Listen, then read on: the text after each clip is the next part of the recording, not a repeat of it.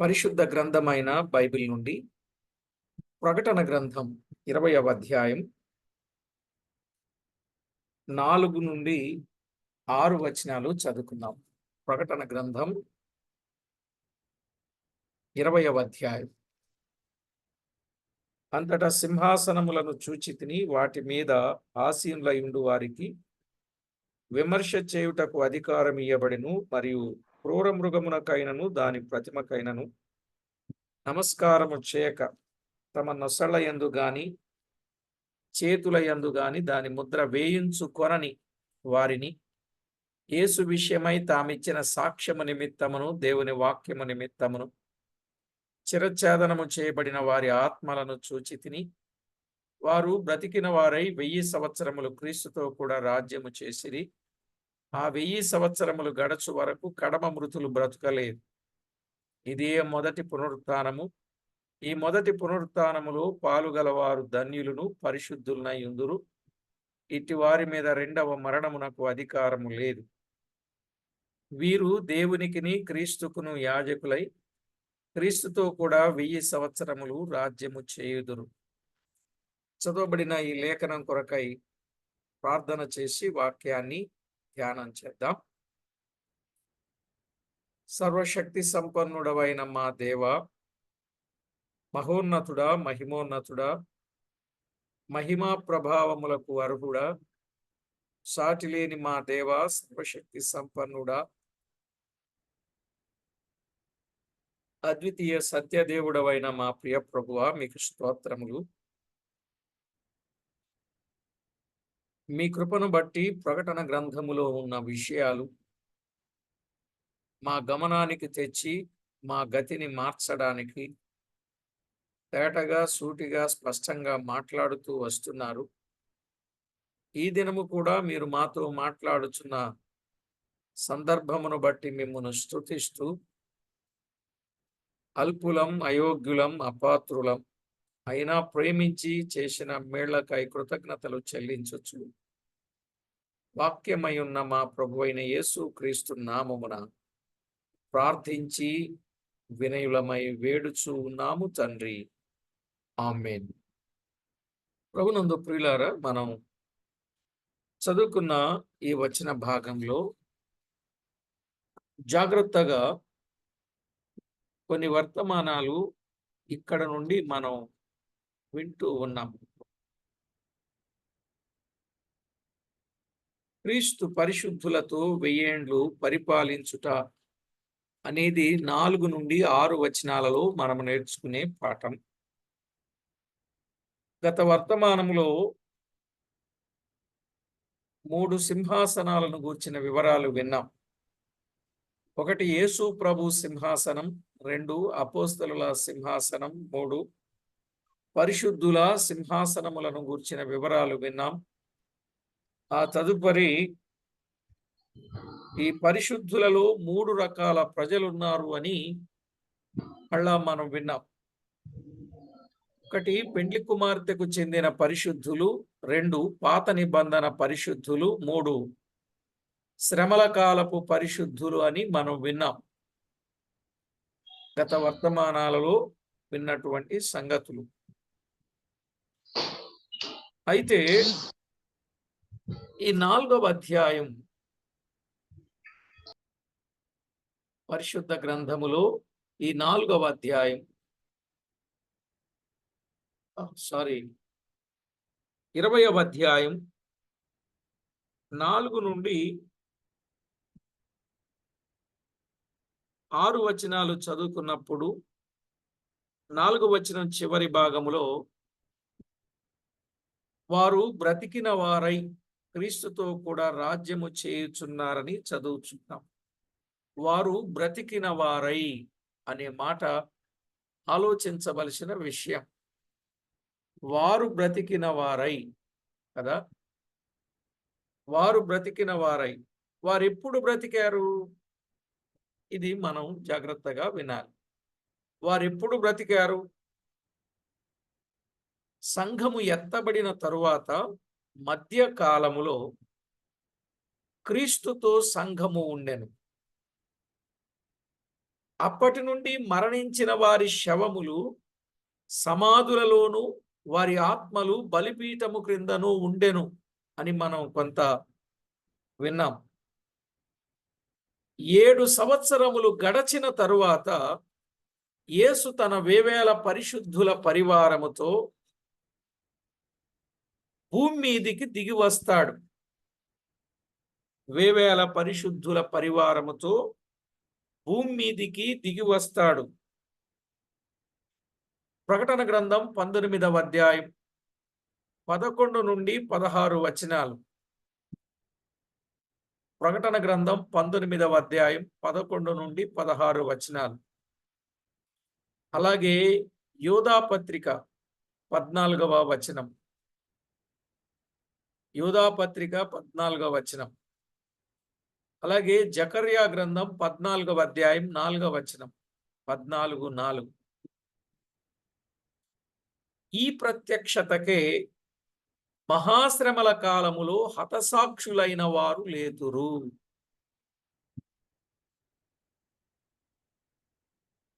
ఎవరండి బ్రతికింపబడేది? మహాశ్రమల కాలములో హతసాక్షులైన వారు లేతురు.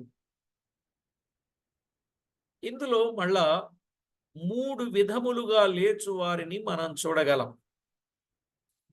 ఇందులో 3 విధములుగా లేచు వారిని మనము చూడగలం. ఒకటి,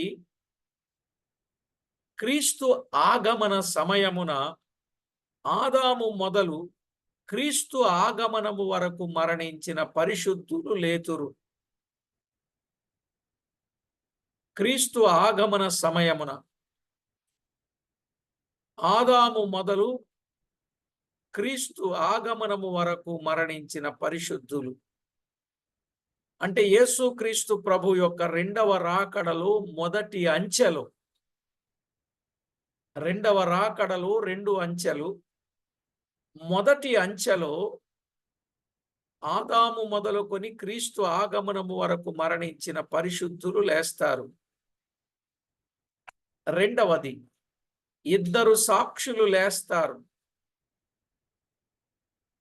2 సాక్షులు.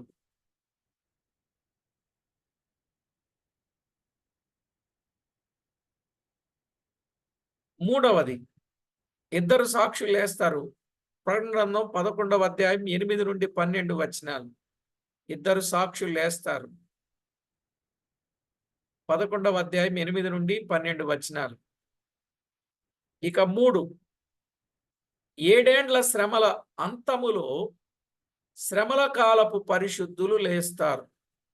7 ఏండ్ల శ్రమల అంతములో శ్రమల కాలపు పరిశుద్ధులు లేస్తారు. అర్థమవుతుందండి?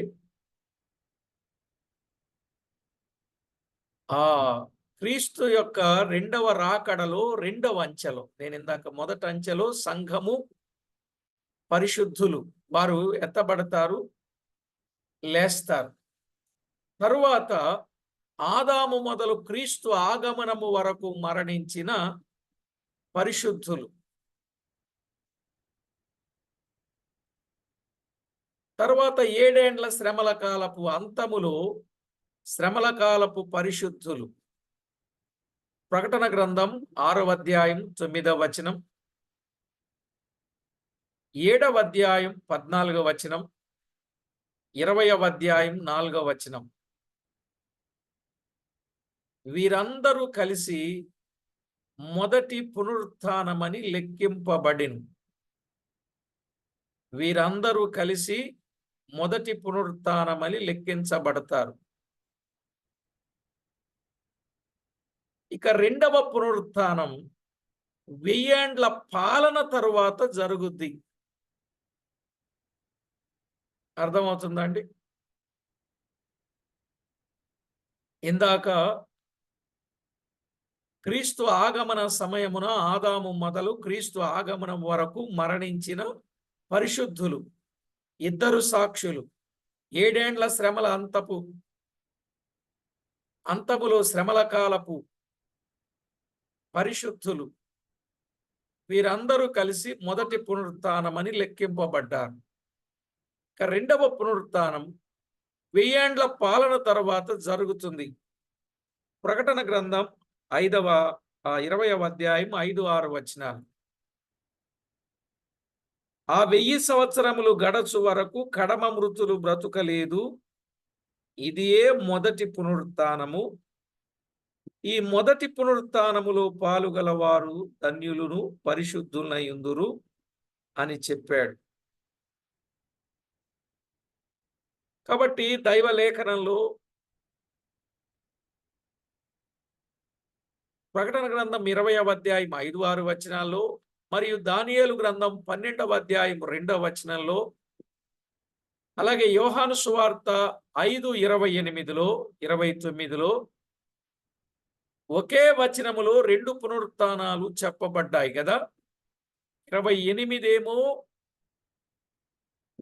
5వ అధ్యాయం, యోహాను సువార్త 5వ అధ్యాయం 28వ వచనానికి 29వ వచనానికి మధ్య కాలం 1000 సంవత్సరాలు అని మీకు చెప్పాను, గుర్తుందా? 28వ వచనానికి 29వ వచనానికి మధ్యకాలం 1000 సంవత్సరాలు.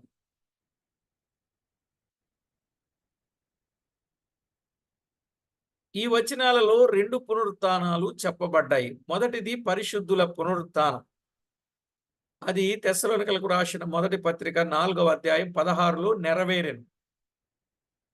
తెస్సలోనికలకు రాసిన మొదటి పత్రిక 4:16లో నెరవేరింది. ఆ తరువాత అదే వచనములో 2వ భాగం ప్రకటన గ్రంథం 20వ అధ్యాయం 11 నుండి 15లో నెరవేరెను. దీనిని మృతుల పునరుత్థానము అంటారు. దీనిని మృతుల పునరుత్థానము అంటారు. ఈ 2 ఒకే వచనాల్లో చెప్పబడినను 2 పునరుత్థానముల మధ్య 1000 ఏండ్ల వ్యత్యాసం ఉన్నది అనే మాట మనం చూస్తాం. అయితే ప్రియులారా, ఇక్కడ మనం గమనించినప్పుడు ఈ మొదటి పునరుత్థానములో పాలుగల వారి ధన్యతలేమిటో మనము జాగ్రత్తగా వినాలి. ఈ మొదటి పునరుత్థానములో పాలుగల వారి ధన్యతలు 6వ వచనంలో మనము చదువుకున్నప్పుడు, వీరిపైన రెండవ మరణమునకు అధికారము లేదు. రెండవ మరణమునకు అధికారము లేదు. దేవునికిని క్రీస్తుకును యాజకులై ఉంటారు. దేవునికిని క్రీస్తుకును యాజకులై ఉంటారు. యాజకుడు అనే మాటకు లాటిన్ అనుపదము పాంటిపెక్స్ అంటారండి. యాజకుడు అను మాటకు లాటిన్ అనుపదము పాంటిపెక్స్ అంటారు. అనగా వంతెన కట్టువాడు అని అర్థం. వంతెన కట్టువాడు. వీరు దేవునికిని క్రీస్తుకును మానవులకును మధ్య వంతెన కట్టువారు. అనగా మానవులను క్రీస్తునొద్దకు నడిపించువారు లేదా మధ్యవర్తులు. క్రీస్తునొద్దకు నడిపించువారు లేదా మధ్యవర్తులు. 1000 ఏండ్ల పాలనలో వీరు పాలు పొందుదురు. క్రీస్తుతో కూడా వీరు 1000 ఏండ్లు రాజ్యము చేయుదురు. ఒకటి, రెండవ మరణమునకు వీరిపైన అధికారము లేదు. 2, వీరు దేవునికిని క్రీస్తుకును యాజకులై ఉన్నారు. 3, 1000 ఏండ్ల పాలనలో పాలు పొందుతారు. 4, వీరు క్రీస్తుతో కూడా 1000 ఏండ్లు రాజ్యము చేస్తారు. రాజ్యము చేస్తారు అంటే వీరెవరని? వీరు రాజులనే భావం. వీరు రాజులు. వీరు రాజులు. ప్రకటన గ్రంథం 22వ అధ్యాయం 5వ వచనములో ఒక మాట ఉంది. రాత్రి ఇక ఎన్నడూను ఉండదు. దీపకాంతి అయినను సూర్యకాంతి అయినను వారికి అక్కరలేదు, దేవుడైన ప్రభువే వారి మీద ప్రకాశించును. వారు యుగయుగములు రాజ్యము చేయుదురు, వారు యుగయుగములు రాజ్యము చేయుదురు అని ఉన్నది. అనగా ఆ నిత్య పాలన ఈ 1000 ఏండ్ల పాలనతో ఆరంభమవుతుందన్నమాట. నిత్య పాలన అనేది 1000 ఏండ్ల పాలనతో ఆరంభమవుతుంది.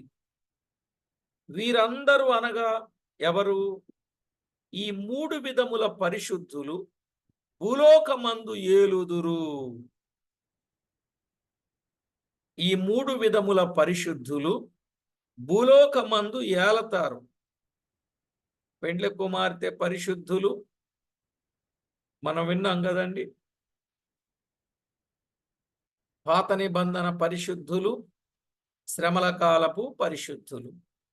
ఈ ముగ్గురు, ఈ 3 విధముల పరిశుద్ధులు భూలోకమందు ఏలుదురు. ప్రకటన గ్రంథం 5వ అధ్యాయం 9-10 వచనాలు. ప్రకటన గ్రంథం 5వ అధ్యాయం 9-10 వచనాలు. అనగా భూమి మీదని అని అర్థము. మరి వీరు ఎలా ఉండి ఏలతారు? వీరందరూ మహిమ శరీరముతో ఉండి ఏలుదురు. మహిమ శరీరముతో ఉండి ఏలతారన్నమాట. ఇందులో అంతస్తుల ప్రకారము ఉద్యోగము కూడా ఉండును. అంతస్తుల ప్రకారం ఉద్యోగం ఉంటుందండి. ఎట్లా అంటే 10 పట్టణముల మీదను, 5 పట్టణముల మీదను, అనేక పట్టణముల మీదను అనే మాటలు బైబిల్ గ్రంథంలో చూస్తాం. 1 10 పట్టణముల మీద, 2 5 పట్టణముల మీద, 3 అనేక పట్టణముల మీద, 4 క్రీస్తు ప్రభువుకు కలిగిన వాటన్నింటి మీద. క్రీస్తు ప్రభువుకు కలిగిన వాటన్నింటి మీద వారు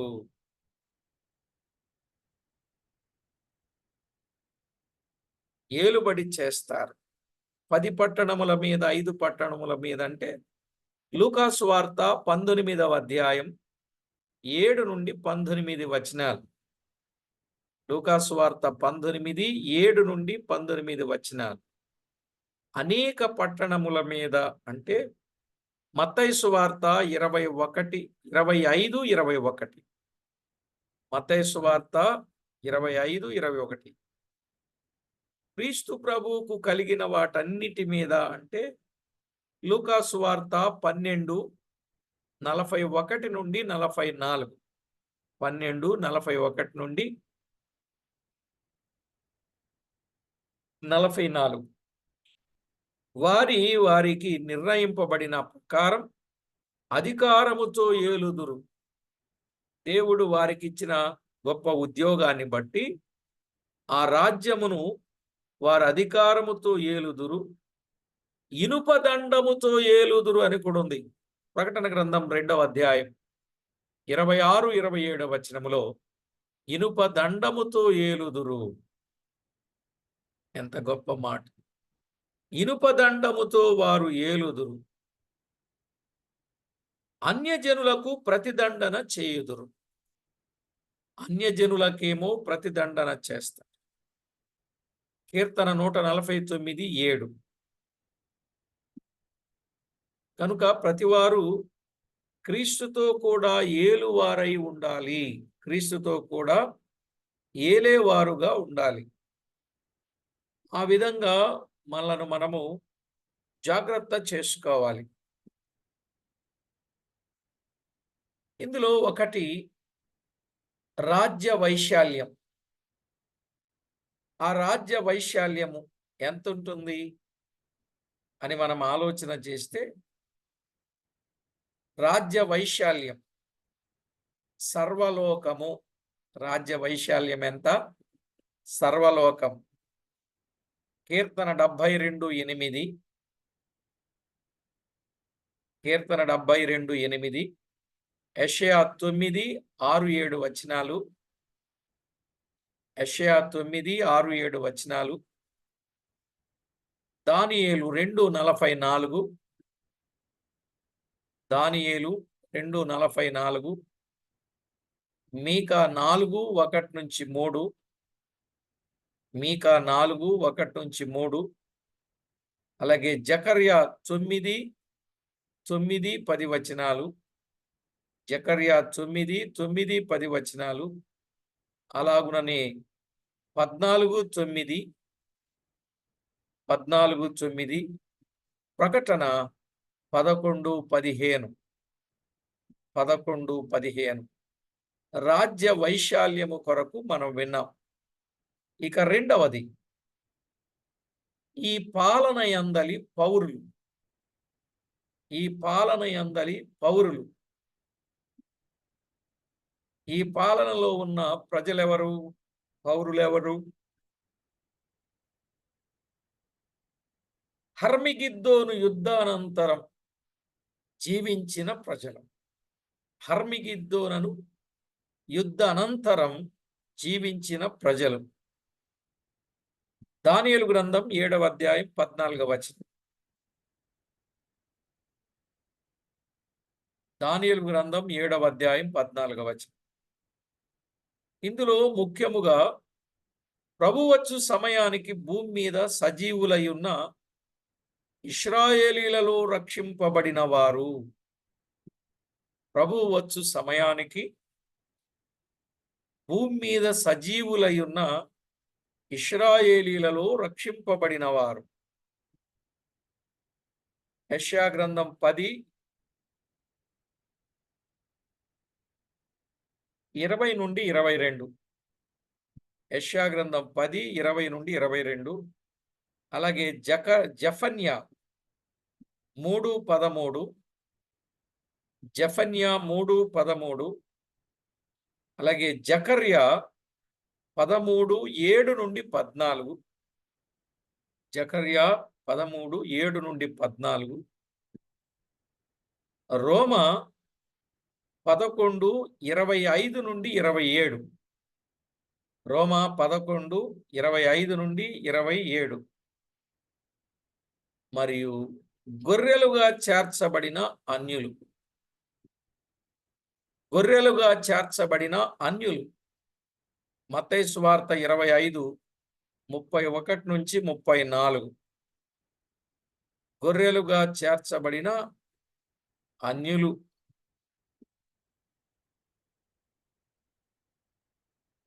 ఇక తర్వాత మూడవదిగా పరిపాలనా క్రమం. 1 రాజ్య వైశాల్యం, 2 ఈ పాలన యందలి పౌరులు, 3 పరిపాలనా క్రమం. పరిపాలనా క్రమం ఎలా ఉంటుంది? మత్తయి సువార్త 16:28. మత్తయి సువార్త 16:28. 17:5. 17:5. మార్కు 9:1-8. మార్కు 9:1-8. లూకా 9:27-36. లూకా 9:27-36. ఈ భాగములలో ప్రభు ఆయన రాజ్య పాలన క్రమం శిష్యులకు చూపదలచి ఏమన్నాడు? మీలో కొందరు దేవుని రాజ్యము చూచు వరకు మరణము రుచి చూడరు అని చెప్పారుగా. చెప్పారా లేదండి? మీలో కొందరు దేవుని రాజ్యము చూచు వరకు మరణము రుచి చూడరు అని చెప్పిరి. 6 దినములైన తరువాత పేతురు, యోహాను, యాకోబులను వెంటబెట్టుకుని కొండ మీదికి వెళ్ళి ఆయన రాజ్యపాలన క్రమమును చూపించెను. ఆయన కొండ మీదకు తీసుకుని వెళ్ళి ఆయన రాజ్యపాలన క్రమమును చూపించినట్లుగా చూస్తాం. కాబట్టి ప్రభునందు ప్రియులారా, ఇందులో ఒకటి పరిపాలన క్రమం. ఇందులో ఒకటి క్రీస్తు రారాజుగా ఉండును. క్రీస్తు ప్రభు ఎలా ఉంటారు?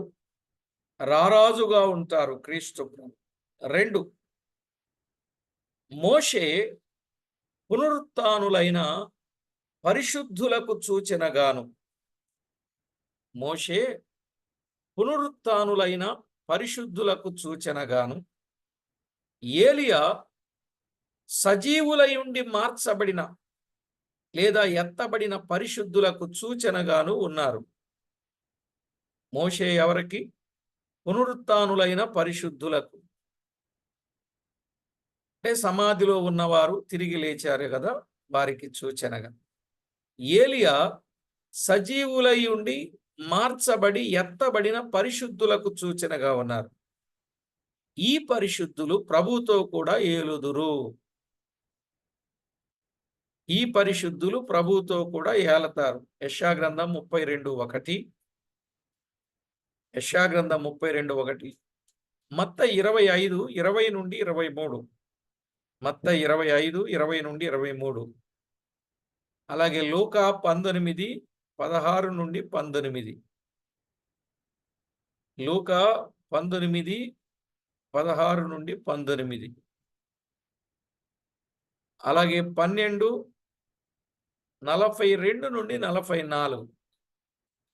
42 నుండి 44. అలాగే 2 తిమోతి 2:12. 2 తిమోతి 2:12. అలాగే ప్రకటన 20:4 నుండి 6 వచనాలు. 4 నుండి 6 వచనాలు.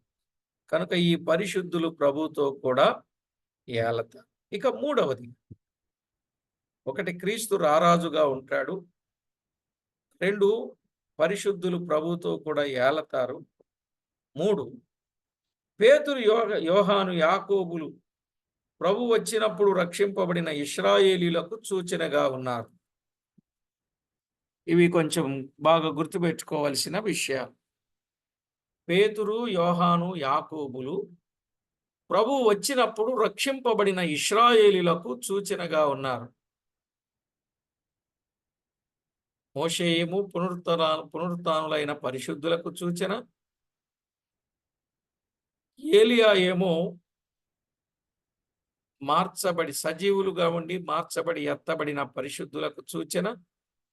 ఈ పేతురు, యోహాను, యాకోబులేమో ప్రభు వచ్చినప్పుడు రక్షింపబడిన ఇశ్రాయేలీలకు సూచన. రోమాపత్రిక 11:25 నుండి 27. రోమాపత్రిక 11:25 నుండి 27. వీరు మహిమ దేహముతో కాక మామూలు దేహముతోనే క్రీస్తుకు సంఘమునకు సమీపముగా ఉందరు.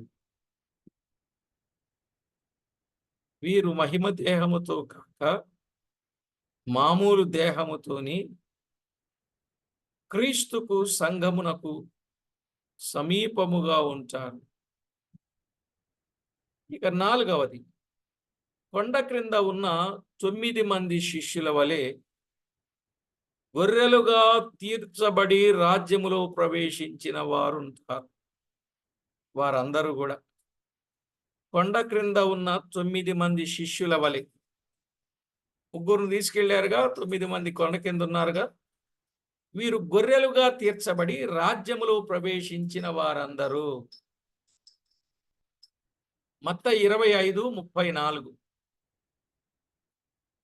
ఆ 9 మంది శిష్యులు మహిమ దేహము లేకుండా దూరముగా ఉన్న రీతిగాని గొర్రెలుగా తీర్చబడిన అన్యులుందురు. ఆ 9 మంది శిష్యులు మహిమ దేహము లేకుండా దూరముగానున్న రీతిగాని గొర్రెలుగా తీర్చబడిన అన్యులుందురు. వీరిది కడపటి స్థానం. వీరిది కడపటి స్థానం. వీరికంటే ఉన్నత స్థానములో ఇశ్రాయేలీలు. వీరికంటే ఉన్నత స్థానములో ఎవరున్నారు? ఇశ్రాయేలీలు. ఇశ్రాయేలీల కంటే ఉన్నత స్థానములో ఉన్నవారెవరు? పునరుత్థానులైన పరిశుద్ధులుందురు. కనుక క్రీస్తు రాజుగా ఉండును. ఆ పరిపాలనలో మరి ఒక క్రమము కూడా ఉండవచ్చు. ఏంటా క్రమం అంటే, మొదట పెండ్లి కుమారుడైన క్రీస్తు, ఆ తరువాత పెండ్లి కుమార్తె అయిన సంఘం, ఆ తరువాత స్థానం పాత నిబంధన పరిశుద్ధులు, ఆ తరువాత శ్రమల కాలపు పరిశుద్ధులకు చెంది ఉన్నది. అర్థమైందండి? జాగ్రత్తగా వినాలి. మొదట పెండ్లి కుమారుడైన క్రీస్తు, ఆ తరువాత పెండ్లి కుమార్తె అయిన సంఘం, ఆ తరువాత స్థానం పాత నిబంధన పరిశుద్ధులు, ఆ తరువాత శ్రమల కాలపు పరిశుద్ధులకు చెంది ఉన్నది. కాబట్టి ప్రభునందు ప్రియులారా, రాజ్య వైశాల్యము చూచాం, ఈ పాలన యందలి పౌరులను చూచాం, పరిపాలనా క్రమాన్ని కూడా చూచాం. క్రీస్తు రారాజుగా ఉంటాడు. ఆయన ఏలుబడిలో ప్రభు పిల్లలు ఏలుబడి చేస్తారు. ఇంత గొప్ప భాగ్యాన్ని దేవుడు రక్షించబడిన మనకు, నమ్మకస్తులైన మనకు, యోగ్యులైన మనకు ఆయన అనుగ్రహింపజేసినందుకు ఎంతో కృతజ్ఞతాస్తుతులు ఆయనకు చెల్లించి ఆయన నామాన్ని మహిమపరచవలసిన వారమై ఉన్నాం. ప్రార్థన చేసుకుందాం. ప్రార్థన చేసుకుందాం. వరుస క్రమాన్ని జాగ్రత్తగా పట్టుకుందాం. ప్రభువుకు మహిమకరంగా జీవిద్దాం. పరిశుద్ధుడవైన మా తండ్రి, పరమందు ఆసీనుడవైన మా దేవ, మీ ఘననామానికి స్తోత్రములు. ప్రకటన గ్రంథములో ఉన్న వాస్తవిక సత్యాలు తేటగా మీరు మాతో చెప్పిన సంగతుల కొరకై స్తోత్రము చెల్లిస్తున్నాం. ప్రభువా, ప్రతి విషయంలో మీ వాక్య తూకానికి సరిపోయిన వారమై మీకెంతో మహిమకరంగా జీవించుటకు మమ్మను సిద్ధపరచండి. మీ కృపతో జ్ఞాపకం చేసుకుని మేలు చేస్తారని కోరుచు, మా ప్రభువా, విన్న సంగతులు ప్రతి వారి హృదయములో ముద్రించబడి మీ రాకడకు రెడీగా ఉండడానికి సిద్ధపరచమని కోరుచు, మా ప్రభు అయిన యేసుక్రీస్తు నామమున స్తోత్రము చెల్లించి ప్రార్థించి స్తుతించి వినయులమై వేడుచూ ఉన్నాం మా పరమ తండ్రి. ఆమేన్. ప్రభునందు ప్రియులారా, సంగతి జాగ్రత్తగా అర్థమైందని నేను నమ్ముతున్నాను. ఒకవేళ అర్థం కాకపోతే కూడికైన తర్వాత తప్పనిసరిగా మీరు అడగండి. మీకు విషయాన్ని వివరంగా చెప్తాను.